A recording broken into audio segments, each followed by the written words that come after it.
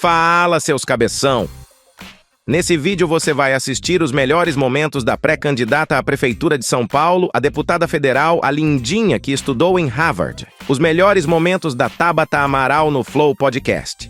Se inscreva e deixa o like para ajudar essa bagaça a crescer. Bom vídeo. Cambada. Parte 1. Tabata. Amaral vai ser a futura prefeita de São Paulo? Você não estava em São Paulo nas últimas semanas, não está acompanhando a eleição. Brincadeiras à parte, sou pré-candidata a prefeita de São Paulo. Eu estou hoje lá na segunda metade do meu segundo... Na primeira metade do meu segundo mandato de deputada federal. E para mim tem muito a ver. Tipo, as pessoas perguntam muito, por que você tá saindo, sabe? Tá saindo não, mas por que você quer ser prefeita? Tipo, eu fiz um bom trabalho, deixando toda a modéstia de lado. Aprovei um bocado de projeto, fiz muita ponte, tipo, me especializei em juntar gente da esquerda à direita que geralmente não conversa pra trabalhar junto. Mas acho que uma das coisas que pegou pra mim é que eu aprovei muita coisa legal lá em Brasília, mas eu vi nessas mesmas áreas São Paulo andar muito pra trás, e na educação foi meio que assim. Uhum. É que, enfim, eu fico pensando, fala aí. não é sobre você quer fazer mais, é isso? Porque assim, você já tem um mandato, você é deputado federal, pô. Virar prefeito me parece uma trabalheira muito maior. Então assim, do jeito que eu enxergo, pode ser uma coisa boa, pode ser assim, no sentido de você não precisava, sabe? Você tá vendo, você e outros na real, tem vários outros caras que estão nessa pira também. Mas virar prefeito parece uma responsa, assim, muito... Da mais de São Paulo, né? Uma puta cidade. Não, então, assim, uma puta responsa. Porque essa pira nasce de algum ponto, né? Eu acho que tem uma coisa, assim, do momento de vida e com exatamente o que eu vivi em Brasília. Pra mim, ser prefeito não é trabalho de gabinete. Não é tipo igual ser senador, que você... na teoria tá lá, distante, em Brasília, vendo, é um horário mais controlado. Prefeitura, pra mim, uma boa prefeitura, tipo, tá lá na enchente, tá lá na tragédia, tá lá cuidando das pessoas, tá lá visitando todos os bairros. Tipo, não tem feriado, não tem noite, não tem madrugada, é um intensivão. E eu tenho esse propósito, eu quero ser prefeita por 8 anos. Eu não quero disputar a prefeitura de São Paulo pra ganhar popularidade e ser governadora, e ser presidente, e ser senadora. E aí eu penso, cara, quando é que eu vou ter muita disposição pra, por 8 anos, tá na chuva, tá no trânsito, 18 horas por dia, de domingo a domingo? É nesse momento da minha vida, dos 30 aos 40. Eu espero que com 70 anos eu descanse um pouco mais do que eu descanso hoje. Trabalho pra um caramba. Sou a pessoa que eu conheço que mais trabalha. Tipo, então eu quero fazer isso aqui.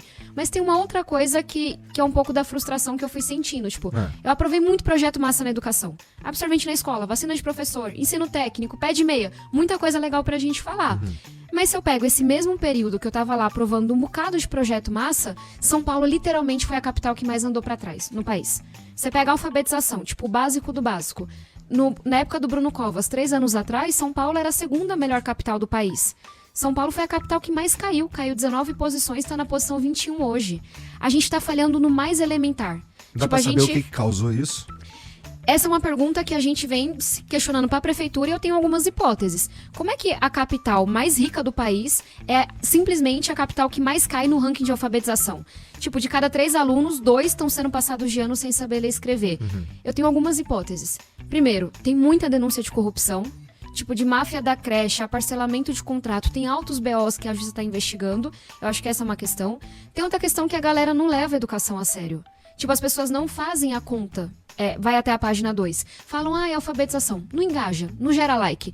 Mas as pessoas não enxergam que o moleque que não é alfabetizado, a menina ou o menino, não vai aprender português, não vai aprender matemática, não vai aprender história, não vai conseguir, tipo, ver um porquê da escola, vai ficar desestimulado e vai sair. E essa é uma criança que vai estar na rua, exposta ao crime, à violência, às drogas. Aí depois a gente se pergunta, por que é que a criminalidade está aumentando em São Paulo?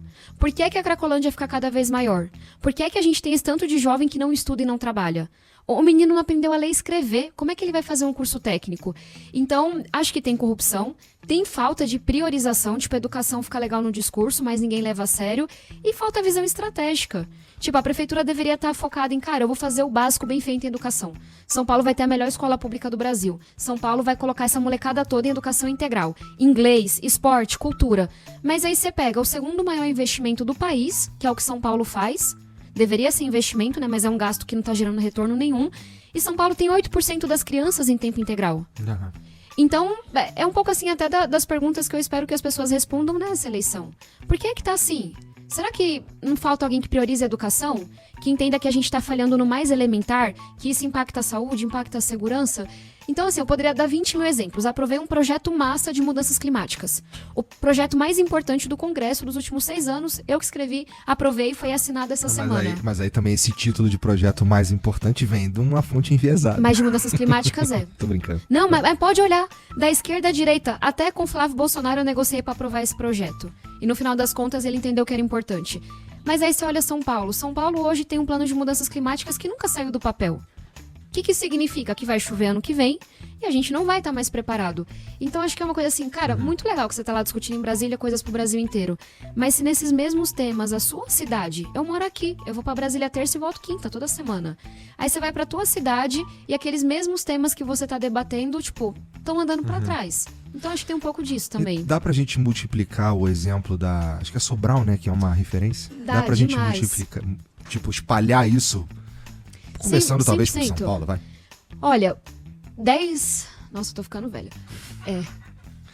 10, 12 anos atrás, quando eu estava na faculdade, eu ouvi falar de Sobral. Tipo, Sobral alfabetiza 100% de suas crianças, tem a melhor educação pública do Brasil, 4 horas de Fortaleza, não é a cidade mais rica. E eu fui lá pra Sobral, tipo, fui estagiária na época, fiz pesquisa sobre Sobral. E o que eu vi lá é um arroz com feijão bem feito. Que, tipo, a gente tem condições de fazer em São Paulo. Uma formação séria dos profissionais que estão em serviço hoje. Pois é, o que é esse feijão com arroz bem feito? Ele é... feijão com arroz prevê que, assim, não tem complexidade nisso daí que você tá falando. É simples. A primeira coisa que Sobral fez, a gente vai alfabetizar 100% das crianças. Tá. Não importa se elas já passaram da idade, não importa se elas têm deficiência, se elas moram na periferia ou no centro. A gente só vai sossegar quando alfabetizar 100%. Esse é o pacto da cidade. Dá pra fazer isso em São Paulo. São Paulo já esteve no topo do ranking de alfabetização, hoje tá na posição 21. Outra coisa que Sobral fez, a gente vai investir nos professores. E salário é importante, mas não é só isso. É você ouvir o professor na hora que você vai escolher o material, na hora que você vai construir a política da educação. É você trazer o professor pra sala de aula de volta. Sobral tem a melhor escola de formação continuada de professores do Brasil. Por que a gente não pode ter isso? A gente tem tanto dinheiro pra investir. E aí você vai olhar o que acontece em São Paulo. Eita. Pior que é spam, telemarketing. Já desliguei aqui. Inclusive, vou bloquear esse número. Mas, quando eu olho, tipo, eu tava lá em Sobral e eu olho hoje, alfabetização, formação e valorização dos professores. Sobral fez uma coisa muito óbvia que a gente não faz, que é entender que da merendeira à diretora, todo mundo importa nesse processo. Quando uma escola bate a sua meta, melhora o seu resultado, em Sobral, a merendeira recebe um bônus, o professor recebe um bônus, o diretor recebe um bônus. A gente não tem isso em São Paulo. A gente joga toda a pressão em cima do professor. E essa é uma proposta que eu trago, ó. Vai ter meta por escola, a gente vai ter que melhorar da periferia ao centro, mas quando uma escola melhora, todo mundo que trabalha ali tem que ser reconhecido com dinheiro, com bônus, com uma remuneração. Então tem todo um beabá, tipo, você afasta a política da educação, a politicagem. A gente tem hoje diretorias regionais de ensino, que são as nossas DREs. Técnico, mas são 13. A gente divide a cidade nelas. Por que é que a gente não pode fazer um processo seletivo e trazer os melhores diretores que conhecem a comunidade, sabem fazer, têm um bom resultado para cuidar da região? Hoje não tem transparência. Como é que você escolhe essa pessoa que é tão importante, sabe? Sobral apostou em processo seletivo, reconheceu os profissionais que iam bem. Então eu falo que é o arroz com feijão porque, no nosso caso, não é colocar mais dinheiro. Não é aquela coisa assim, tipo, que todo mundo vê, tira foto, viraliza na rede social, mas é gestão. É ter meta por escola, é ter meta por sala de aula, é trabalhar com os profissionais, é remunerar bem os profissionais, reconhecendo o esforço que eles estão colocando. Parte 2. Precisamos falar de educação. Essa foi uma briga. Aí tem uma outra briga com as universidades, que é também do governo, que é mudar o currículo. Você não pode só aprender história da educação, sociologia da educação, filosofia da educação. Isso é importante, mas tem que aprender 3 formas de ensinar o Teorema de Pitágoras. Você tem que aprender como é que você alfabetiza uma criança que tem uma deficiência específica. Como é que você engaja uma criança que está exposta a todo tipo de violência dentro de casa. Como é que você está atento quando uma criança chega com fome, quando uma criança está agressiva. Talvez psicologia seja importante também. diferentes métodos de você ensinar, então é um debate bem da educação, mas que eu acho que vale a gente fazer. Então, quando eu falo assim, cara, a Prefeitura de São Paulo tem que dar show de bola na formação dos seus professores, apostar nos quadros que estão com a gente hoje, é um pouco disso. Porque nossos professores tiveram formações muito teóricas, não estão muitas vezes atualizados com as últimas tecnologias e ferramentas e metodologias, foram largados em sala de aula. A Secretaria de Educação não procura eles para entender o que funciona, como que pode apoiar, que tipo de coisa que eles estão passando em sala de aula. Aí nossos professores estão aí, sofrendo violência, como sofrem, bolinha, xingamento, que você puder imaginar, com a saúde mental lascada. Hoje, a principal questão que a gente olha para a falta de professor é a questão de saúde mental. O professor tá com depressão, tá com ansiedade, não vai dar aula, não tem condições. Então, essa é uma outra coisa que a gente tem que olhar para a saúde mental de quem tá na ponta também. Mas vou ficando por aqui, senão eu me alongo. Mas para dizer que tem briga grande. Mas eu acho que a educação vale essas brigas grandes. Esse é o desafio. Educação é tão bonitinho que cabe no discurso de todo mundo. Aí, quando a gente vai para a página 2, que é debater, tem corrupção ou não? A gestão tá sendo bem feita ou não? Tem meta por escola ou não? O professor tá bem preparado ou não? Aí as pessoas não querem fazer esses debates um pouquinho mais interessantes. Entendi. E assim, em quanto tempo você acha que dá pra gente esperar um resultado pra melhor? Se a gente começar... Primeiro, pra onde que a gente começa, na verdade, a melhorar a educação? É meio óbvio, mas, assim, pelo básico. Porque, de novo, a gente hoje tá falhando no mais básico. E se eu for falar do elementar, primeira infância. Tá. A gente tem hoje 30% das crianças em São Paulo que não vão pra creche. Claro, pode ter um caso de que a família prefere a criança em casa, pode ter muita exceção, mas 30% é muita coisa. Uma criança que chega no primeiro ano, tendo passado pela creche, ela já conhece as letras, ela já conhece os números, ela já convive melhor com os coleguinhas. Então, será que a gente não deveria estar indo atrás das crianças que estão fora da creche? Pra entender, se for uma opção da família, show, a gente vai respeitar. Mas se tem alguma coisa estranha, alguma violência, alguma falta de conhecimento, eu acho que a gente deveria trazer essa criança pra creche, porque ela vai chegar mais preparada. Segunda coisa, alfabetização. Eu acho que assim, não alfabetizou, nada mais importa. Eu vou ser bem radical nisso. Porque, de fato, nada mais você aprende. Porque, cara, você tem uma sociedade que existem pessoas que não sabem ler e escrever. Eu acho que não é complicado acreditar que tem gente que acha isso tudo bem.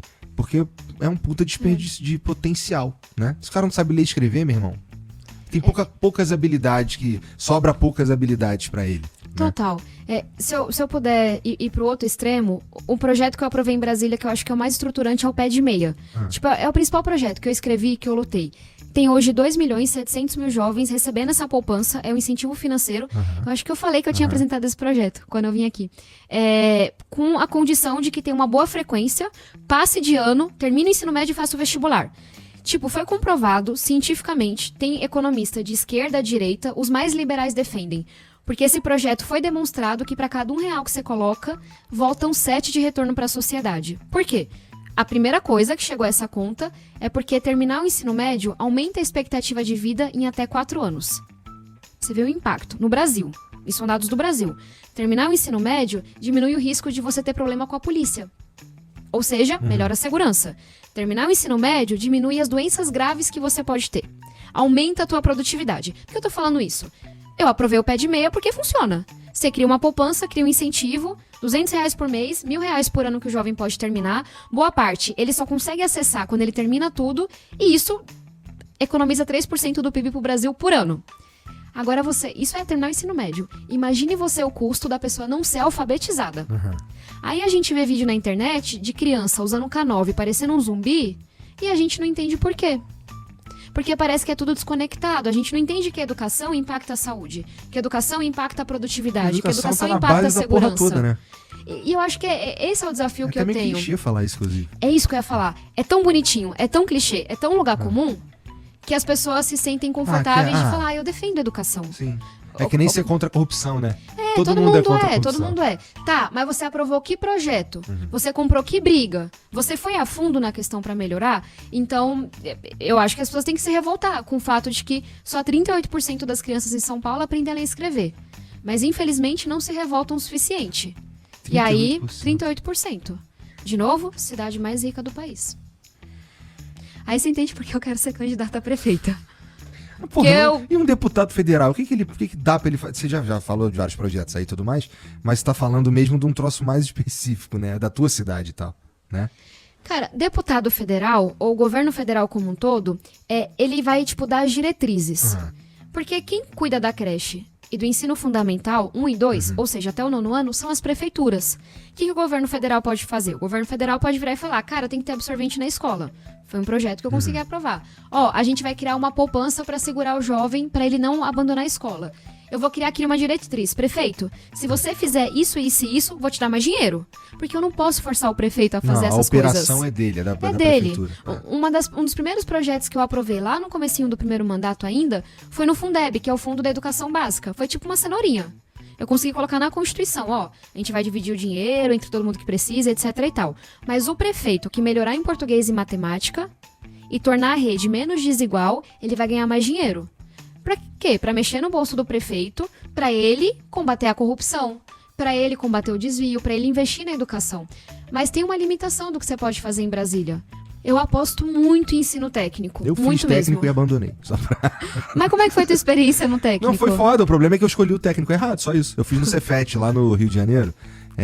E eu fui fazer eletrotécnica. Então tem antes de fazer isso que eu faço hoje, eu era professor de inglês, entendeu? Tem nada a ver. E aí, quando eu vi que não tinha nada a ver, eu larguei, entendeu? Mas acho que foi bom na tua vida? Não, achei foda, achei maneiro Não. demais. E aí tinha a ver com isso que você tá falando também, que assim, eu ficava o dia inteiro na escola, entendeu? Tinha educação física, tinha as paradas, não sei o que, tinha as coisas que nós fazíamos entre nós mesmo, mas era o dia inteiro na escola, estudando e Essa é uma criando. coisa, tipo, bem assim, matemática, bem óbvia.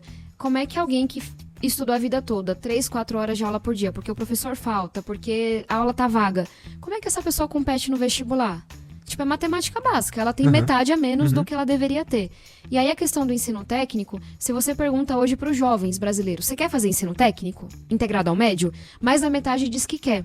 Só que o Brasil nunca entendeu o valor do ensino técnico. Na Europa, tipo, nos países mais ricos, de 50% a 90% dos jovens têm formação técnica. Aqui é 10%. É muito pouco. E essa é uma coisa, tipo, que você tem que brigar com a esquerda e com a direita. Ah, é? Porque a esquerda tem preconceito com o ensino técnico, acha que se você for pelo ensino técnico, você está excluindo o ensino superior. E a direita geralmente reclama quando você faz um investimento em educação. E aí, eu, enfim, trabalhei uns 3 anos nessa pauta lá no Congresso e tentando olhar para o ensino técnico, tipo, moderno, que olhasse para o futuro. Primeira coisa, tem que ouvir o setor privado. Não dá pra gente desenhar o currículo do ensino técnico da cabeça de quem tá no gabinete. Porque o mercado de trabalho tá mudando, tem inteligência artificial, podcaster não era uma profissão alguns anos atrás. Então uma coisa que eu trouxe nesse projeto, ele já foi aprovado, vai começar a valer em 2025. Cara, você vai fazer o currículo?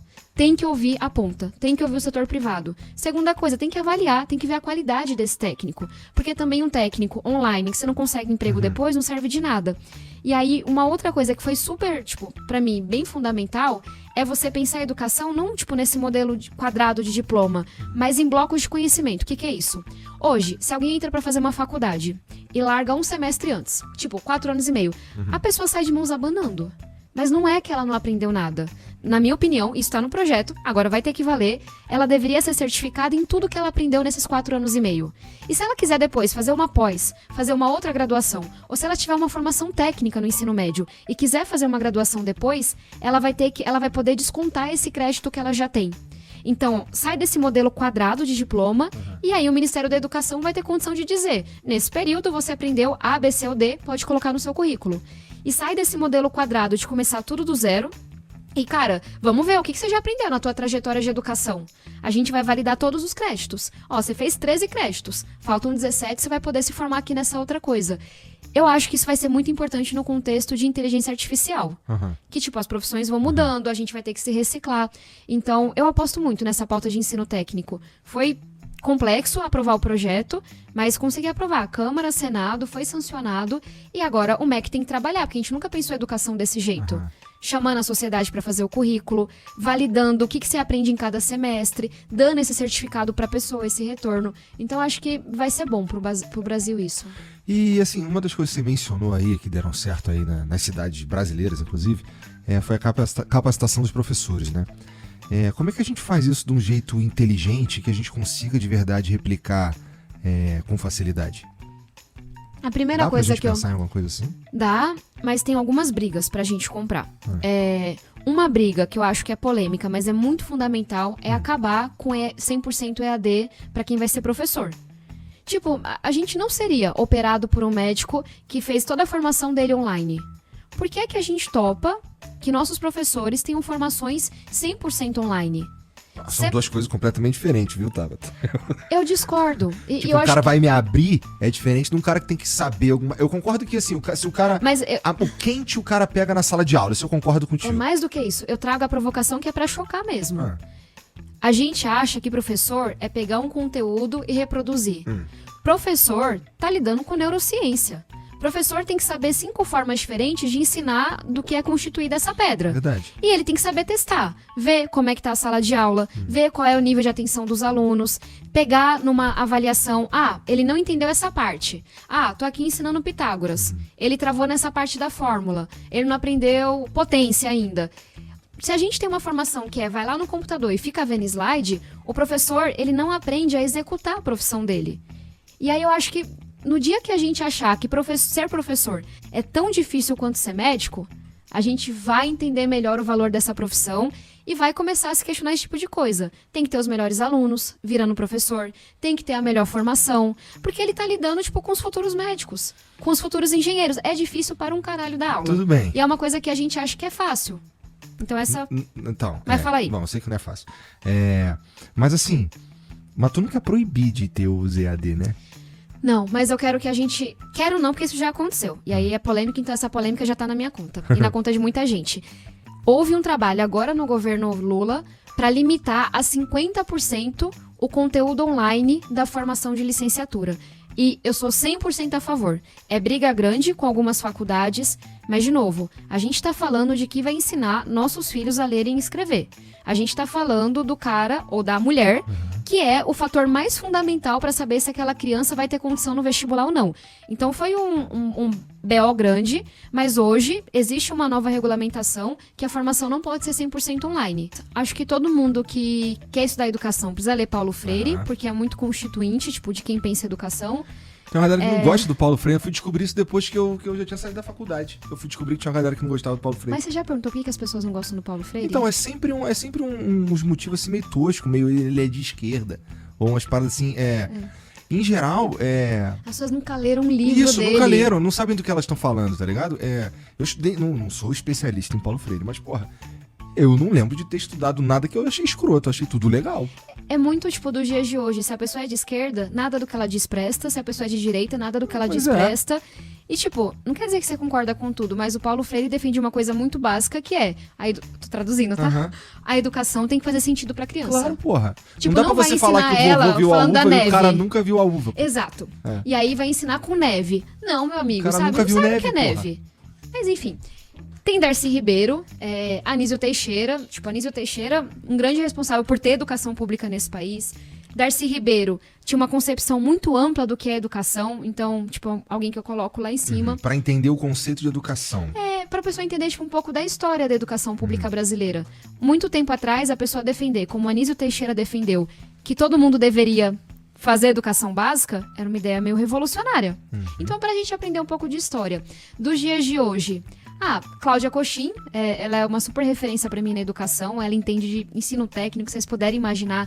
Tem uma turma nova também chegando, que eu acho muito legal, o Esla Monteiro, que lidera o Mapa Educação, tipo, engajamento estudantil, como é que a educação pode fazer mais sentido pro jovem. Pois é, Tem muita gente massa. Essas iniciativas aí, elas estão existindo com frequência, que nem essa que você acabou de dizer aí, assim, estão surgindo novas coisas assim para ajudar nesse sentido de, gente, olha que isso aqui é importante, educação é importante.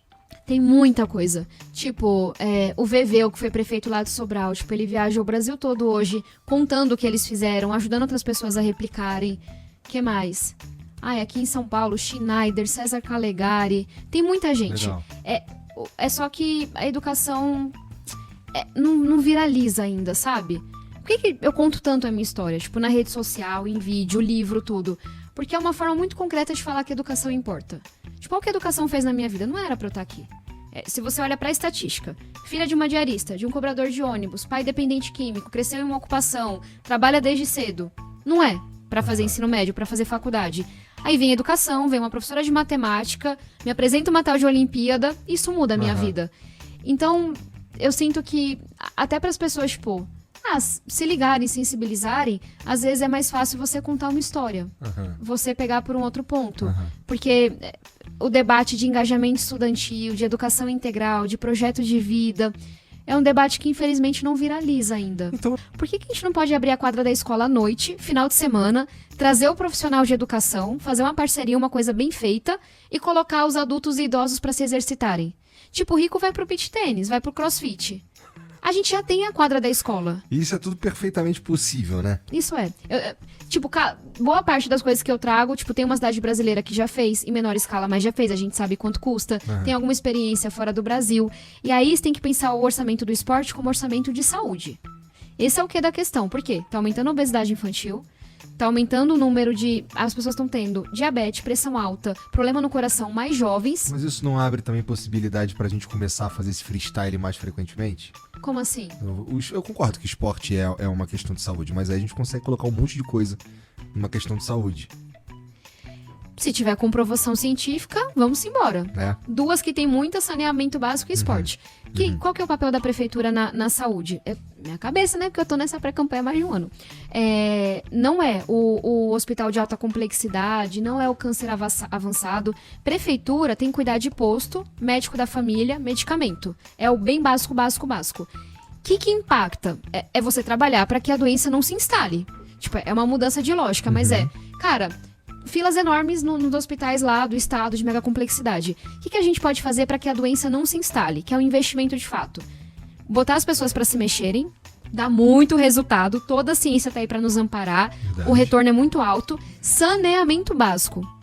Para cada R$1 que você coloca em saneamento, você economiza 6 na saúde. Você não pode falar da boca, você não pode, tipo, tirar da cabeça. Você tem que estudar, tem que ver o que funciona.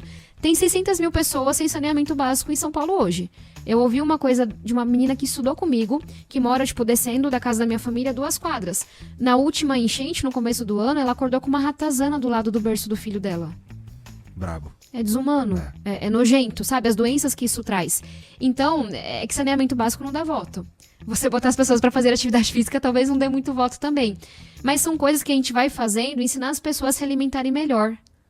São coisas que, tipo, vão tirando as pessoas do hospital, vão diminuindo as filas. Outra coisa que também não tem glamour nenhum, médico da família. Tão antigo quanto a minha avó. É o quê? É ter um médico que ele chega antes que a doença aconteça. Ele tá ali, ó, pode ser por WhatsApp, pode ser em visita domiciliar. Ele tá cuidando daquela família porque ele sabe o histórico. Ele sabe quais são os BOs. E aí a gente pensa assim, tá, beleza, como é que tá São Paulo? São Paulo tem a pior cobertura de toda a região sudeste de médico da família. Eu acho que esse é um pouco do meu dilema, porque quanto mais eu olho, mais eu entendo o que é o básico. Mais eu entendo que é fazer bem feito o que a gente sabe fazer. Mas eu entendo que não é, tipo, o mega equipamento que vai levar bilhões de reais. Cara, não, assim, só vamos garantir que todo mundo tem um médico da família que cuida daquela região. Só vamos garantir que é a alfabetização, é o esporte, é você andar na rua em segurança. E as pessoas vão ter que escolher, elas vão querer o showzinho da rede social, os milagres, as coisas que não conseguem acontecer, as coisas mirabolantes, ou elas vão querer... Por que você tá rindo? É porque, como eu Conte-me. faço salsicha, eu sei quando a salsicha tá sendo feita na minha frente. Diga. Não é porque tu entrou nessa brisa inteira aí só porque eu te provoquei que a gente pode colocar esporte em saúde como pode pôr qualquer coisa em saúde. Aí a E pré-candidata tomou conta. É claro. Igor, de terça a quinta, eu sou deputada federal. De quinta a terça, eu sou pré-candidata, estudando, 36 grupos de trabalho, especialista. É minha vida, meu filho. Eu entendo.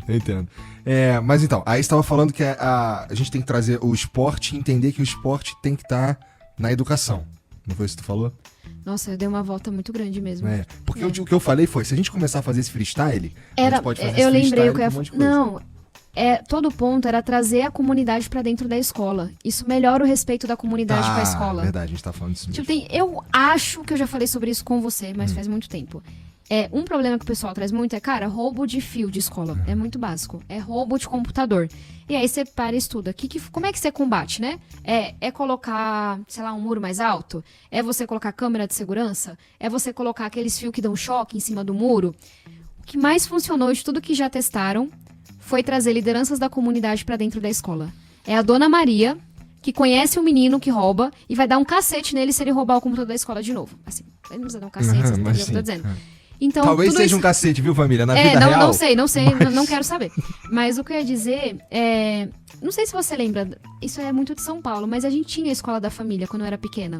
Cara, não, Tipo, eu recebia pasta de dente, ia dentista na escola estadual que eu estudava, abria a escola de final de semana, tinha altos cursos pra comunidade. Tipo, a comunidade estava dentro da escola. Isso traz mais segurança e aumenta o respeito. Faz Tudo sentido. isso pela questão da violência não, contra os professores. Eu lembro que é porque lá no Rio era um tanto diferente. Lá uma das coisas que eu lembro lá com assim que, na verdade, hoje as coisas meio que viraram são só lugares que é pra de memória, né, que são os CIEPs, que É eram uma baita referência, Pois né? é. Então, assim, tinha o CIEP lá no Jacaré, no Jacarezinho, tinha um CIEP lá em Suruí também, que é mais no interior, que foram os que mais fizeram parte ali do meu dia a dia. Mas. Eu já recebi até vacina na escola. É? Uhum. Eu acho isso legal, tipo, era vacina, a gente ensinava a escovar o dente, recebia, tipo, eu adorava flúor na escola, tinha muitos cursos de final de semana pro pai, pra avó, tipo, não sei se eu tô muito velha, mas o pessoal de São Paulo acho que vai lembrar. Eu gosto, tipo, se você pegar a escola, é um equipamento que já tá construído, toda a comunidade tem, e acho que a gente se fica muito ali no que acontece no período escolar e não entende que é um equipamento que pode atrair outros públicos, pode, tipo, cruzar um pouco as políticas públicas mesmo. É. A gente vai entrar nas férias aí e não necessariamente tem umas paradas programadas pra acontecer que envolvam a comunidade nas escolas. Hoje não, nem escola estadual, que era onde tinha, assim, a escola fica fechada, aí o que acontece?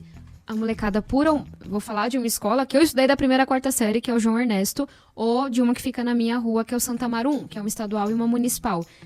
Elas ficam fechadas de final de semana, então, tipo, estão super pichadas, tem muito lixo ao redor, não é pra culpar a escola, a comunidade tem muita culpa nisso também.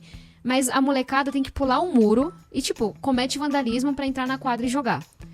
Não seria mais fácil criar uma programação de final de semana, escancarar a porta, bota um guarda pra garantir a segurança, traz quem tá fazendo estágio de educação física pra ensinar uma coisa diferente, pra não ser só a bolinha, sabe? Traz um curso técnico. Eu acho que é muito legal porque, tipo, já foi feito. Parte 3. A renovação da política. Não, entendi. Na minha cabeça. Eu tenho uma posição sobre isso que eu acho que não é, tipo, a da maioria das pessoas. Eu acho que se as pessoas estudarem mais, tiverem mais renda, etc e tal, não necessariamente a gente vai eleger políticos melhores. Assim, tô tentando aqui pensar junto com você, mas vamos lá. A gente Eu teve também acho, mas vai lá. toda uma geração... Plano Real. Estamos no aniversário do Plano Real. Tipo, toda uma geração que lutou pra acabar com a ditadura, pra gente ter democracia, etc e tal. Aí qual é a leitura que eu faço? A galera que veio depois não quis saber de política. Foi todo mundo, tipo, tocar seu negócio, empreender, estudar, top. Mas tem um vácuo de liderança. Não é à toa, tipo, a gente teve a última eleição presidencial, era entre um atual presidente e um ex-presidente da República. Parece que não houve uma renovação, tipo, qual é a galera dos 40, 50, 60 anos? A sociedade foi mais educada nesse período. Especialmente com o Plano Real, combate à inflação, Bolsa Família. O brasileiro passou a acessar mais renda. Mas a gente não fez a última milha, que é essas pessoas que tiveram mais oportunidade, que eram mais diversas, que tinham umas ideias diferentes, elas não foram pra política. Ah, porque política é bandido. Ah, porque política é coisa de quem não presta. Coisas que eu cresci ouvindo. E aí é uma coisa assim que eu falo muito pros jovens, tipo, a maioria dos jovens não querem saber de política. Vocês vão fazer a mesma coisa que os nossos pais fizeram? Tipo, vocês vão fingir que a política não existe? Vocês vão deixar a política só pros políticos, só pros mesmos? E essa é uma coisa que eu senti muito, não que os Estados Unidos esteja melhor do que a gente hoje em dia, mas que eu senti muito na faculdade, tipo, eu estudei numa das melhores faculdades do mundo, que é Harvard, e meus colegas mais brilhantes queriam estagiar na Casa Branca, queriam trabalhar num gabinete, queriam ser político.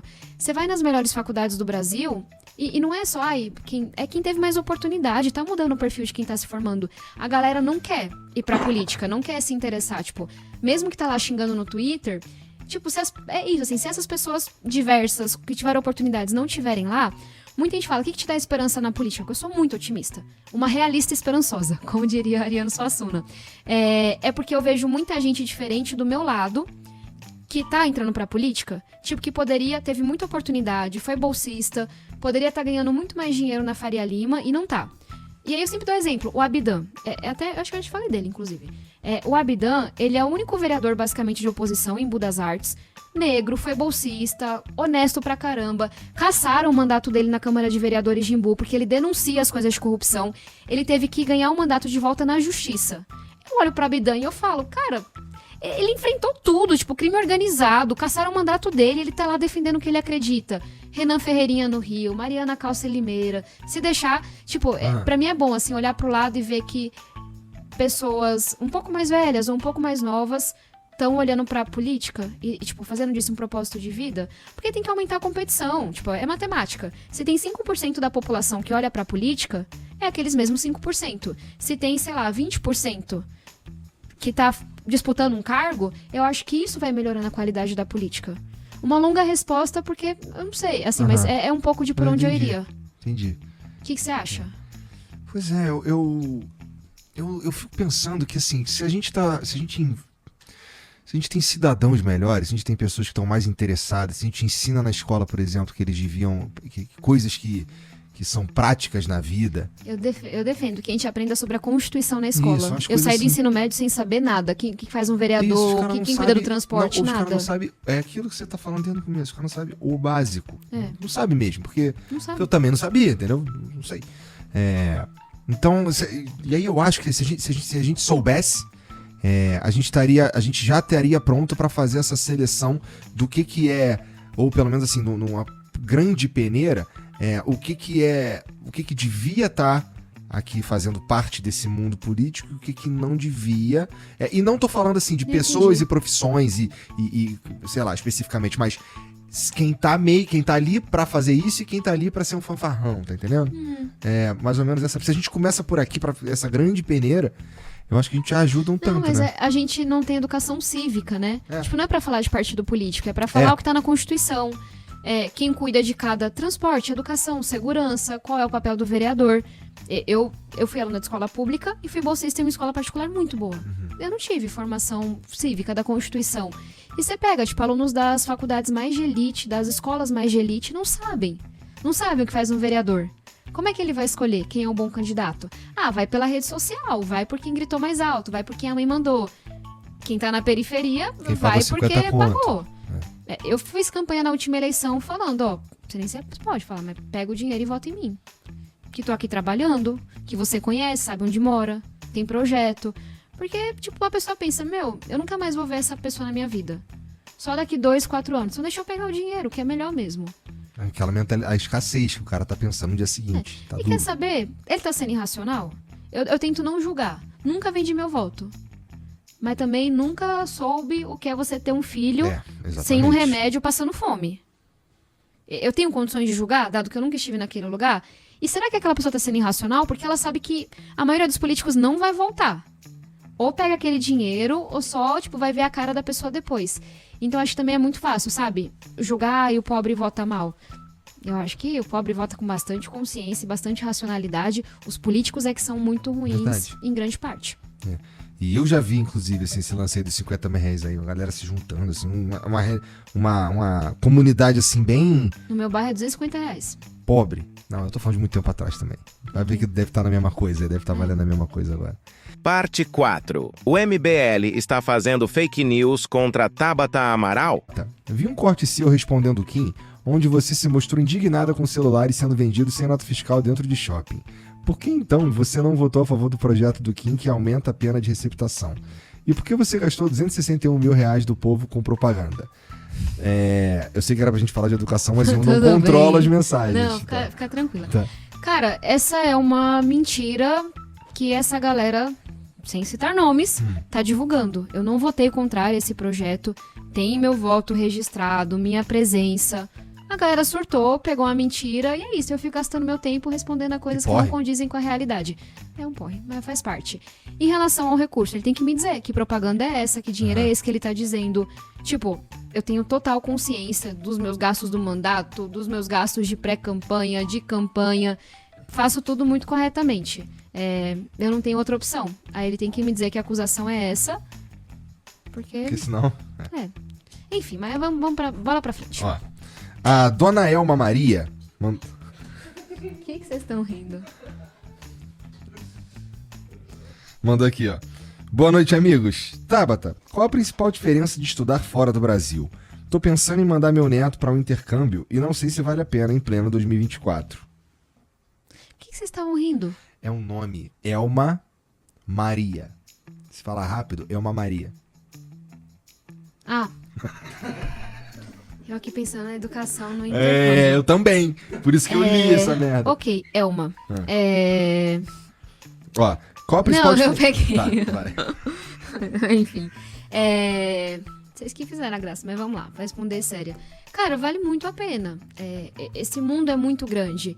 E é claro que a rede social, que a internet, ela, te permite explorar, conhecer, mas aprender uma outra língua, conhecer uma outra cultura, sair da sua zona de conforto, aprender a se virar. Essa é uma coisa que eu super faria. Para os meus filhos, foi muito importante para mim, tanto que é uma coisa que eu sonho para nossa rede pública aqui em São Paulo e para o Brasil como um todo. Acho que esse tipo de experiência os robôs não vão conseguir substituir, que é essa experiência humana. É isso que fica. Você muda a tecnologia, faz um bocado de revolução, inovação, mas é essa dimensão humana que fica.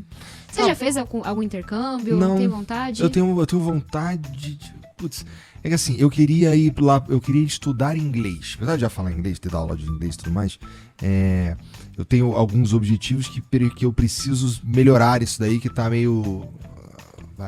Tô meio sem usar há muito tempo. Então é estranho pra mim. Eu vivi um período da minha vida, tudo meu era em inglês, por exemplo. Então meu celular, meu computador e tudo mais, eu vivia respirar aquilo ali porque eu queria me colocar na situação que eu precisasse pra eu melhorar, né? E eu queria fazer isso de novo, me colocar na situação de precisar pra melhorar, sabe? Daí, e assim, pode ser que eu tenho algumas coisas assim que me brilham os olhos de estudar fora, assim, que seria interessante, mas a maioria o que eu gostaria de estudar mesmo, assim, que eu tenho vontade, acho que eu posso estudar daqui. Eu prefiro ficar em casa. Tá bom, não fico sem argumentos diante dessa. Mas eu tenho vontade de continuar estudando. Eu também tenho, assim, tem várias paradas que eu quero fazer. Eu preciso só me programar e me organizar, sabe? Porque assim, vamos lá, quando a gente fala de estudar fora é mó tempão. Então. Mas hoje tem cursos, tipo, de 1 ano, 1 semestre. Então, 1 ano, 1 semestre eu já morri, né? Tem que... Ai, Igor, pelo amor de Deus, tá muito curto prazista. Não, como é que eu vou parar o que eu tô fazendo e estudar 1 ano? Ou sei lá, como é que eu vou ficar viajando de lá pra cá? Não vai. Temos que fazer direito. Um dia, beleza. Tem que pensar num jeito melhor de fazer isso daí. Mas, Tabata, obrigado demais por vir aí. E uma coisa que eu queria te perguntar, assim, antes da gente terminar, era... Assim, se a gente citou alguns cases aqui no Brasil de cidades que deram certo, assim, do ponto de vista de educação e tal, mas a gente consegue extrapolar isso? Tu conhece alguns outros, assim, que são também interessantes, mas que estão no mundo, que podem servir de inspiração para quem tiver a fim de estudar e pensar a educação? Vamos lá, né? Eu trabalho com educação há muitos anos. Coreia do Sul é grande referência, tipo, do quanto que investir em educação muda a economia de um país. Há quanto tempo eles começaram esse processo aí? Faz muito tempo, né? 20, 30 anos. 30 anos. 30 anos atrás, a Coreia do Sul era mais pobre e pior do que o Brasil. 30 e poucos anos. Então, não chega a ser uma geração, sabe? Eu gosto da Coreia porque lembra a gente que defende educação, investimento social, defende desenvolvimento econômico também, se bem feito. Que mais? Singapura, acho que é um dos maiores exemplos quando a gente fala de formação e valorização de professores. Singapura investe muito na formação dos seus professores. Eles fazem uma coisa muito diferente fora da caixinha? Cara, tem muita coisa, tipo de uso de tecnologia, etc. Mas é o feijão com arroz. Tá. Eles conseguem selecionar os melhores alunos, é muito competitivo ser professor em Singapura. E eles investem muito na formação inicial e na formação continuada, que é a formação quando você já está em sala de aula. Então é um bom exemplo para quem quiser aprender mais sobre isso. A Suíça está fazendo um baita exemplo de ensino técnico, tipo uma educação conectada ao mundo do trabalho, com o mundo do trabalho super se transformando. O que mais? Tem umas experiências muito legais em Nova York, que eu me inspiro muito, para como que a educação pode ser esse lugar que rompe a desigualdade do CEP. Fazer uma educação para quem nasceu rico, a mãe fez faculdade, é um pouquinho mais fácil. Se a gente olha para os números, é bastante mais fácil. Agora, fazer uma educação que bote aquela criança na faculdade, no ensino técnico, para ser médico, engenheiro, quando a criança mora em uma ocupação, no meio do esgoto, vê violência, o pai é dependente químico, meu amigo, é outro rolê. É disso que a gente tá falando. Em Nova York tem muitos exemplos de escolas que trazem alunos imigrantes, refugiados, assim, escolas que conseguiram romper, explodir a loteria do CEP. Tá. E todo Mas mundo isso sair com alto nível. Isso prevê ali uma bolsa? Uma grana pra galera? Não. Não, são escolas que não fazem sorteio, não tem processo seletivo. Tem umas experiências muito legais. Tem até livros sobre isso. Interessante. Também começaram porque não, se atrás? fizer processo seletivo, aí também é um pouquinho mais fácil, né? Porque você está selecionando quem já tem aptidão. Uhum. Então eu gosto de Nova York porque são exemplos de escolas que a entrada é por sorteio. A molecada, assim, aqui no Brasil a gente diria, é IBGE todinho. Tipo, todos os tipos de trajetória, renda, situação familiar. E é uma escola muito voltada para inclusão. Tipo, habilidade socioemocional, apoio psicológico, projeto de vida mega individualizado. A escola entende quem é aquela criança, Integral. de onde ela vai. Integral. O mundo faz integral. Só a gente que faz aqui 3, 4 horas e chama isso de educação. O que a gente chama de escola em tempo integral, o mundo chama de escola. Assim, esse é o nível do Brasil. Tá. Do negócio, né? Então eu acho que Nova York é um bom exemplo, tipo, que é isso que a gente tem que olhar. É a loteria do CEP que a gente tem. A depender de onde você nasce, tua expectativa de vida é uma, tua chance é uma, você vai estudar até determinado ano.